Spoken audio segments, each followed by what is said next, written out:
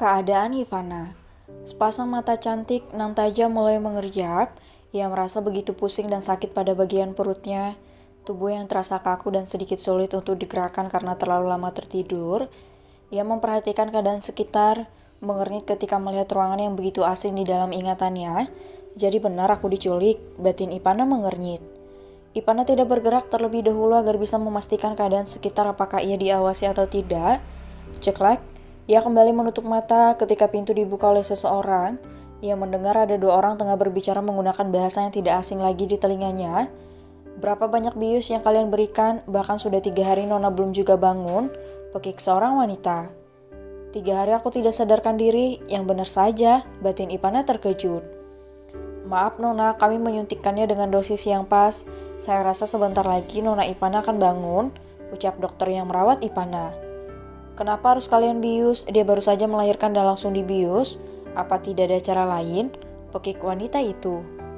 Ivana berusaha untuk mengingat suara yang begitu familiar di telinganya. Ia belum berani untuk membuka mata karena ingin mengetahui di mana ia berada saat ini. Maaf Nona, saya hanya menjalankan perintah, ucap dokter itu menunduk takut. Sekarang persiapkan keperluannya, panggil beberapa pelayan untuk membantu membersihkan tubuh Nona, ucapnya duduk di tepi ranjang.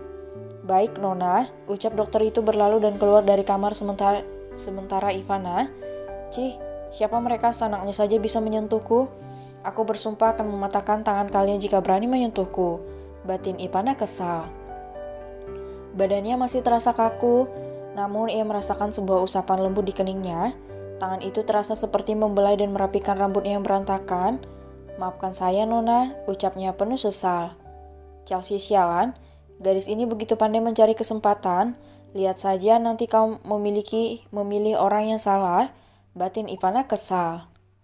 Maaf Nona, saya harus melakukan ini karena terpaksa. Maafkan saya, ucap Chelsea menatap wajah Ivana. Ponsel Chelsea berdering yang sedikit menjauh dan mengangkat panggilan itu dengan gelagat aneh. Ivana melihat jika Chelsea berjalan ke arah kamar mandi sambil memijat pelipisnya. Anda bisa datang sekarang, Nona Ivana masih belum sadarkan diri, ucap Chelsea. Saya sudah mengatakan cukup diikat saja, dia tidak bisa bela diri, ucap Chelsea. Dia tidak berguna, lebih baik Anda kirim dokter baru ke sini untuk mengobati Nona, ucapnya lagi. Chelsea yang kesal langsung mematikan panggilan itu. Tak lama, 2 orang pelayan masuk ke dalam kamar dengan membawa beberapa pakaian dan keperluan Ivana selama berada di sini. Siapkan air hangat dan keluarlah, ucap Chelsea. Baik Nona, ucap mereka patuh. Chelsea memilih baju untuk Ivana dan juga menyiapkan semua keperluan untuk ibu muda itu. Ia mengunci pintu setelah semua pelayan keluar. Ketika ia mulai membuka satu persatu kancing baju Ivana, mata tajam itu terbuka dan langsung menggenggam tangan Chelsea dengan begitu erat. Nona, Anda sudah bangun? Tanya Chelsea terkejut. Jadi ini alasan kenapa kamu mendekatiku? Tanya Ivana dengan nada datar. Maafkan saya Nona, ucap Chelsea berusaha untuk melepaskan genggaman tangan Ivana yang cukup keras. Tinggalkan saya sendiri, ucap Ivana ketus sambil melepaskan genggaman tangannya. Chelsea terdiam yang menatap Ivana dengan lekat. Anda jangan macam-macam dengan saya Nona, ucap Chelsea dingin. Kenapa? Tanya Ivana tak kalah dingin. Anda sedang lemah dan tidak bisa berbuat apapun. Jangan sampai tingkah Anda memaksa saya untuk berbuat kasar, ucap Chelsea tegas. Ivana terdiam. Dia bisa bersikap seperti ini karena dia tahu aku tidak menguasai ilmu bela diri dan lainnya. Lihat saja kau nanti jeruk, batin Ivana geram. Tinggalkan saya sendiri, sudah cukup kamu menyentuh tubuhku, ucap Ivana terasa begitu horor. Aura CEO keluar menyeruak dari tubuh lemah dan lusuh itu. Chelsea meremang, ia juga takut melihat Ivana, namun ia juga tidak bisa membiarkannya untuk melakukan apapun sendiri. Jangan keras kepala dan memaksa kehendak Anda Nona, bentak Chelsea. Kau jangan meninggikan suara di hadapanku, bentak Ivana tak kalah mengerikan. Chelsea mengambil kerah baju Ivana dan menggenggamnya dengan begitu erat.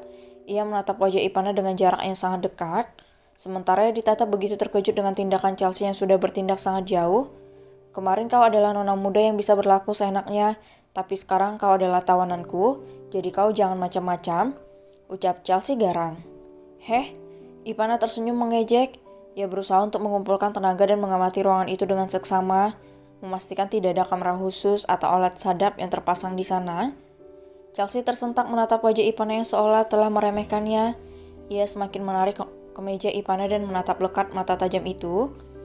"Saya sudah berbaik hati untuk mengurus Anda dan tolong hargai itu," ucap Chelsea tegas. "Saya tidak butuh, silakan kau keluar," ucap Ipana tetap ngotot untuk mengusir Chelsea. Gadis itu menghempaskan Ipana hingga terbaring dan membuat ibu muda itu meringis karena bekas jahitan di area terlarangnya masih terasa basah dan sakit. "Jangan pernah memanggilku jika kau membutuhkan sesuatu," ucap Chelsea dingin.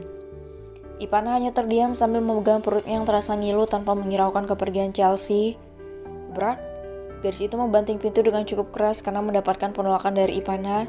Sementara ibu muda itu hanya bisa menghela napasnya untuk meredakan sesak. Ia teringat dengan sang putra yang entah bagaimana nasibnya dan suami yang belum tahu bagaimana keadaannya saat ini. "Aku harus keluar dari sini dengan segera. Persetan dengan semua hal, yang jelas aku harus kabur dan membajak salah satu kendaraan yang ada di sini," batin Ipana.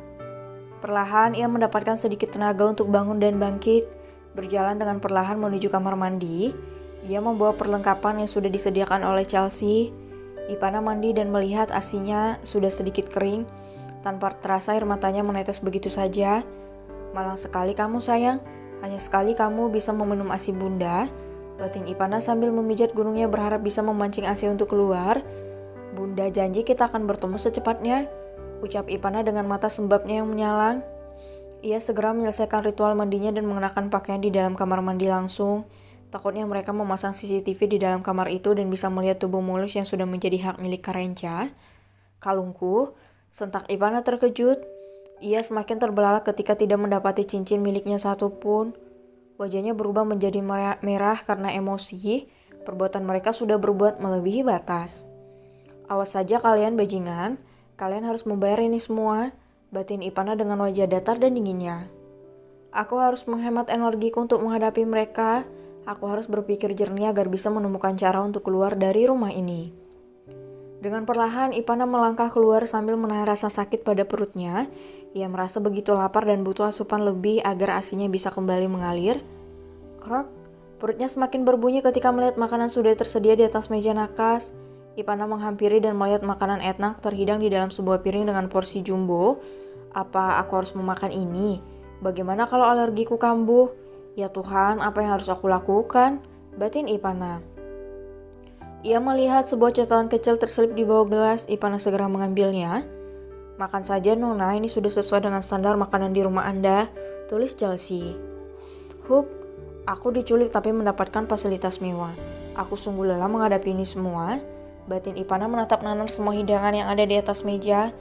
Ia memilih untuk duduk di atas ranjang sambil memikirkan rencana apa yang akan ia lakukan ke depannya. "Apa aku sudah dilacak oleh abang dan yang lain?" batin Ipana. Ia menelisik keadaan sekitar ruangan mewah dengan fasilitas VVIP tanpa ada satupun elektronik di dalamnya. Hanya ada 2 saklar lampu dan 1 buah colokan. Mereka sudah mempersiapkan semua dari jauh-jauh hari, batin Ipana. Tidak ada satupun jendela yang bisa dibuka kecuali ventilasi udara yang terbuat dari besi, namun tertutup karena ruangan itu ber-AC. "Lebih baik aku mencoba untuk melihat apakah ada kamera tersembunyi di sini atau tidak," batin Ipana. Blam, ia mematikan lampu melihat dengan begitu teliti menggunakan mata jelinya ke setiap sudut ruangan. Ada sebuah titik merah kecil yang terlihat di tengah-tengah ruangan, dipastikan itu adalah kamera tersembunyi. "Tunggu, 1, 2, 3 dan 5 kamera pengawas, aku yakin ada alat sadap di dalam sini," batin Ipana. Ia memilih untuk tidur di atas ranjang agar tidak dicurigai oleh orang yang tengah mengawasinya. "Aku harus berhati-hati bertingkah sebagai orang lemah yang tidak bisa melakukan apa-apa. Nanti aku akan melihat kamar mandi apakah mereka juga memasangnya di sana." Ipana memilih untuk benar-benar terlelap agar bisa mengumpulkan tenaga, karena ia yakin tidak akan ada satu orang pun yang akan berani mencelakainya di sini. Sementara, seseorang di balik layar tengah tersenyum tipis setelah menebak jika Ipana mengetahui letak kamera tersembunyi yang ia pasang. Ternyata dia hanya ingin tidur. Ternyata apa yang dikatakan gadis itu memang benar, batin seseorang.